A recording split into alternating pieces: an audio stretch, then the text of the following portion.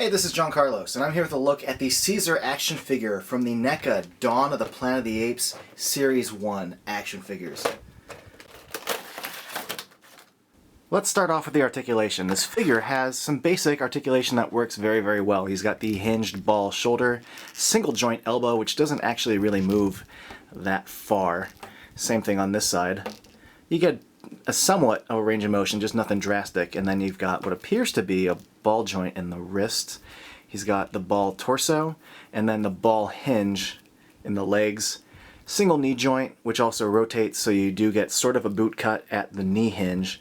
What I really dig is the feet, and how it's like a ball joint, but it still retains the monkey sort of hand shape, but it also stabilizes them as feet. I think NECA did a really good job handling the feet on this. I think they turned out great. And the sculpt and the paint on them turned out great as well. You can even see his little nails have like a little gray paint on them, but his knuckles and the dirt on them, and just the way the hair spreads out. They even sculpted the bottom of his feet, which you're never going to see, but I think it's really cool that they did that. I also think it's cool that they didn't reuse the same body between Caesar and Koba. When I saw them in stores, I expected them to be the same, because NECA likes to be kind of lazy and just use the same body and repaint stuff. But Koba and Caesar have completely different torsos, midsections, legs, arms.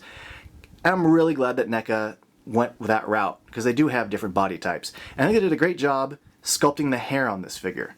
Especially when you get up to the torso here, you could see that he's got his little scar there. And I looked at so many Caesars before I finally bought one. Tons of them. I looked at tons and tons. And a majority of them, the scar never really quite lined up paint-wise with where it's sculpted. Saw some that was completely off, some that it was dead on, but it's just like this little tan glob of paint. And this one doesn't really line up. But they did a good job sculpting his bicep and the hairline, and the way the hair kind of comes to a point on the arms. On that side, I think the actual ridges for it look really, really good. I also like that there's a parting that goes down too, and that parting has a little bit of paint. It almost gives it like the scalp, like a root, where the hair is coming from. It's a nice little touch that I really, really dig. Also, he does have good head articulation. He's got, when his head is down in this position, some good range of motion, but then it can be brought up considerably, like so, and I really, really dig that. Also, the ridge area for his shoulders and neck look good. It's a good overall shape. They did a good job with it. Now let's take a closer look at his face, because there's some really good work being done here. It's kind of a simple face. There is a Series 2 one where he's in like an angry yell, but this one's fairly simple, but I think they did a good job with it. The mouth looks good. The little tiny sculpted monkey lines that go above his mouth look awesome. There's some good personality in this sculpt, and the eyebrow ridge contributes a lot to that, but also the eyeballs themselves. The black paint on the eyes looks good, but I think they did a good job painting those eyeballs. Now these look like they're going slightly to the right. I saw some that are going slightly to the left. I saw some that are cross-eyed, so be on the lookout for that. And his hair around his head overall looks good. And I like the way they sculpted and painted his ears. Now the hunting paint, like the tribal paint on this is interesting. I saw some where the white lines going across his mouth are very distinct. I saw some, they're very faded and barely present. Mine's sort of halfway in between. They're there, they're not terribly strong and they're not terribly weak. But the overall kind of white chalkiness to it looks good, as does the chest for the most part. I really dig that. And on the shoulder area, the arm area. Again, I'm just really disappointed that his scar does not totally line up to the sculpt. Now, he does come with some accessories. He comes with an alternate pair of grip hands that have the kind of hunting paint on them as well. Those grip hands are for holding this spear, which I think is a really cool little accessory. It's got some good little detail into the sculpting of it. And it's a connectable one. There's like a little notch there and like a little thing in there that kind of line up. Just got to force it a little bit to get it to go all the way. Well, I'll try later, but here's the rest of it.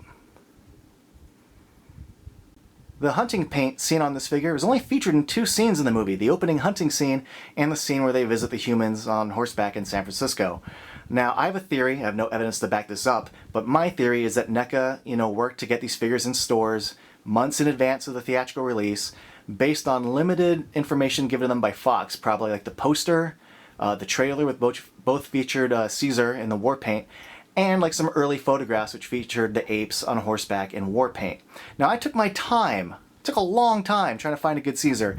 Took so long, in fact, that I never bought it before San Diego Comic-Con, which is where I saw the Series 2 figures. And Series 2 features Caesar with an angrier, more detailed face sculpt of him yelling.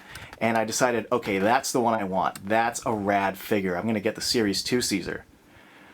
So I decided not to get this one.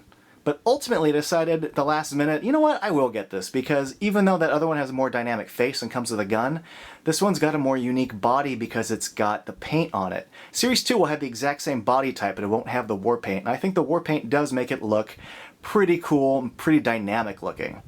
And being a huge fan of the Dawn of the Planet of the Apes movie, I want both versions of Caesar because I think they both look pretty unique. And I think this figure looks really rad on its own. Although I am looking forward to the Series 2 one a little more. Thanks for watching.